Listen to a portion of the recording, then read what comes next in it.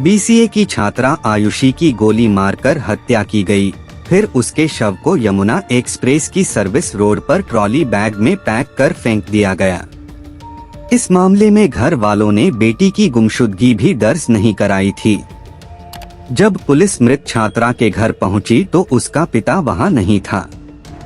बाद में पुलिस ने उसे खोज लिया। रविवार देर रात पूछताछ में जब पिता ने बेटी की हत्या करने की बात कबूल की तो पुलिस के लिए हत्या से जुड़े साक्ष्य एकत्र करने में आसानी हो गई। देर रात ही पुलिस की टीम हत्या स्थल और लाश को ले जाने में इस्तेमाल की गई कार, जिस हथियार से गोली चलाई गई थी, उसे अपने कब्जे में लेने आदि कार्य में जुट गई। 18 नवंबर की सुबह यमुना एक्सप्रेस की सर्विस रोड पर कृषि अनुसंधान केंद्र के पास झाड़ियों में ट्रॉली बैग मिला था। ट्रॉली बैग में युवती की लाश थी। इसके 48 घंटे में ही पुलिस मृतका के घर तक पहुंच गई। मृतका की पहचान रविवार की देर शाम मां और भाई ने की। पुलिस अब इस मामले में जांच की बात कहकर चुप्पी साधे हुए है।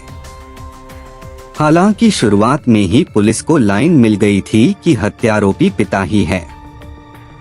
इसी कारण दिल्ली के मोरबंद से पिता, भाई और मां को पुलिस टीमें साथ लेकर आईं, लेकिन पिता को पोस्टमार्टम गृह तक नहीं लाई।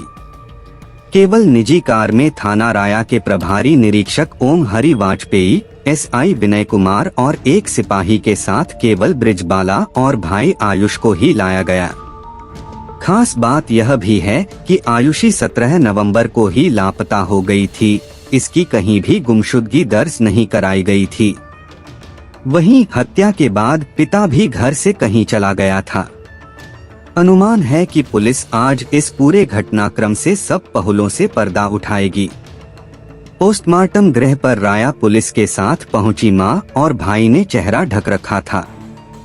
जैसे ही पोस्टमार्टम गृह के अंदर कमरे में जाते ही पुलिस ने फ्रीजर को खोला तो लाश देखते ही मां और भाई बिलख पड़े। जोर जोर से बिलखते हुए मां और बेटे एक दूसरे के गले लग गए।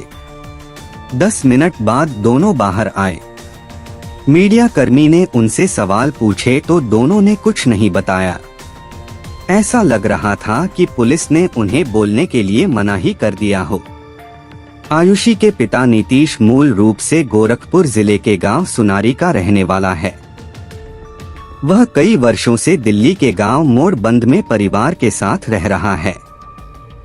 नीतीश की इलेक्ट्रॉनिक की दुकान है। वहीं आयुषी बीसीए की छात्रा थी। आयुषी की हत्या क्यों की, इस पर अभी राज बरकरार है।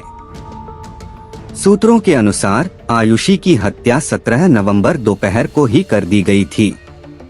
इसके बाद उसके शव को घर पर ही रखा गया। यह सब कुछ परिवार के अन्य सदस्यों के सामने ही हुआ।